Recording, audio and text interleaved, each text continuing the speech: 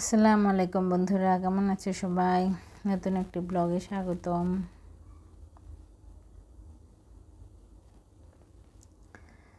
আজকে সকাল থেকে ব্লগ করতে পারিনি। আজকে ব্লগটি শুরু করেছি দুপুরে রান্নাবান্না থেকে। দুপুরে বাচ্চাদের জন্য চিকেন বিরিয়ানি করব, তার জন্য একটা চিকেন নামিয়ে নিলাম।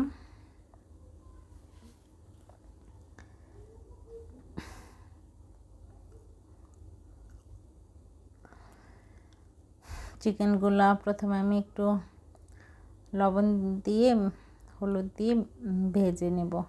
আজকে যেহেতু রান্নাবান্না দেরি হয়ে গেছে, তাই একবারে ভেজে আমি পোলাওয়ের চালটাও ভেজে একবারে বসিয়ে দেব।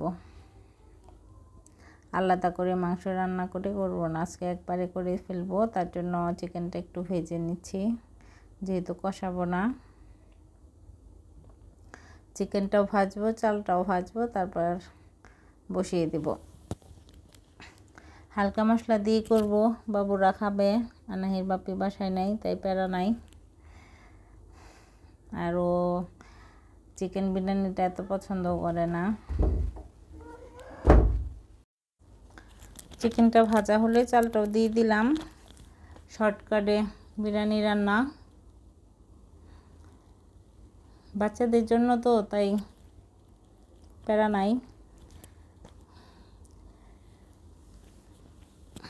একদম কম মশলাই করছি। আদা পেঁয়াজ রসুন বাটা দিয়ে দিলাম, আর অল্প অল্প সব মশলাই দিব। আমার ঘরে থাকা মশলা দিয়ে আমি করি বিরিয়ানিটা, আমি কখনো প্যাকেট মশলা ব্যবহার করি না। ঘরে তৈরি করি গরম মশলার যে গুঁড়াটা, পাঁচফোড়নের যে গুঁড়াটা, সব কিছু একটু একটু দিয়ে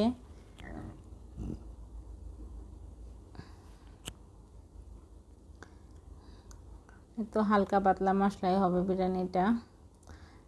দুই পিচ্ছি খেতে চাইছিল, মূলত এই জন্যই করা। আর ওর বাবাও বাসায় নেই, তাই ভাবলাম সবার জন্যই করেই ফেলি।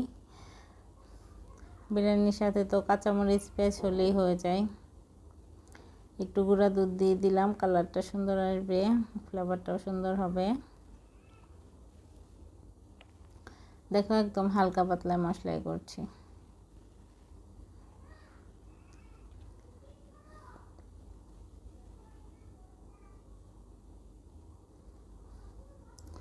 এতে এখন একটু গোলাপ জল আর কেওড়া জল দিয়ে চুলাটা বন্ধ করে বসিয়ে রাখবো।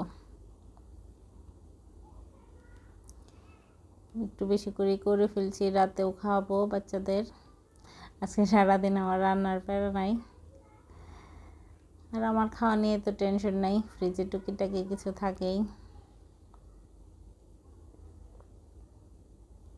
আর এই গরম গরম বিরিয়ানিটা কিন্তু খেতে অনেক মজা হয়। বিরিয়ানি, খিচুড়ি এসব আগুন গরম খেতে ভালো লাগে, ঠান্ডা হলে আর ভালো লাগে না।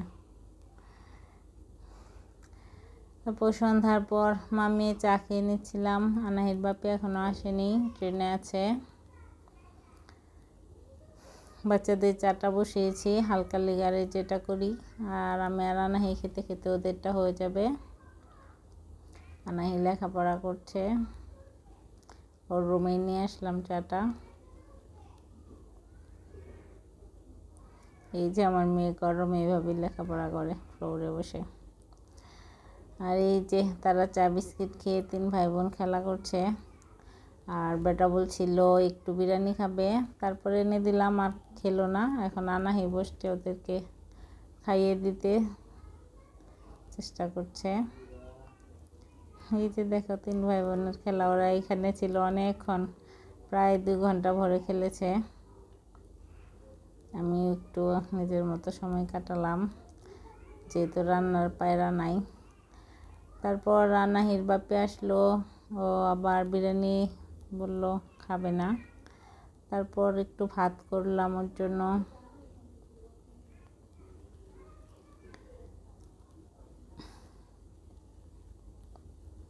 অল্প করে একটু ভাত করলাম ওর জন্য, আর বেগুন বড়া করব, ঢেঁড়স ভর্তা করব। গরম ভাত ওর হয়ে যাবে।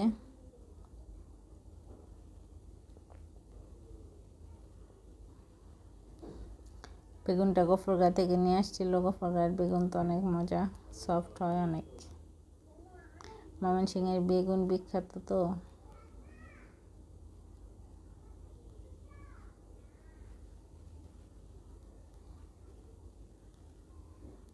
বড়াটা অনেক সফট হয়েছিল, ভালো লেগেছে।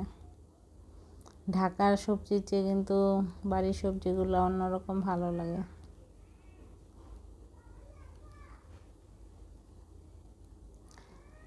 তারপর একটু ঢেঁড়স ভর্তা বসিয়ে দিলাম। আর বিরিয়ানি একটু খাবে, তাই আর কিছু করলাম না।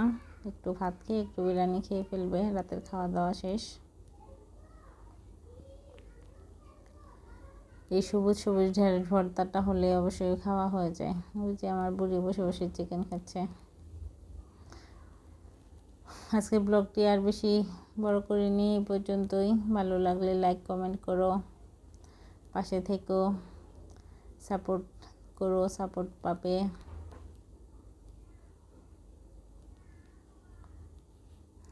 সবাই সবার পাশে থেকো।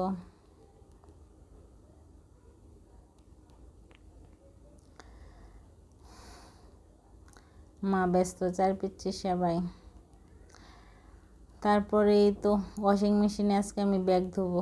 কখনো ধুইনি, আর কেউ ধুয়েছে কিনা আমি সেটাও জানি না, কিন্তু আজকে মনে হলো 4টা ব্যাগ হাতে ধুইতে আমার 12টা বাজবে।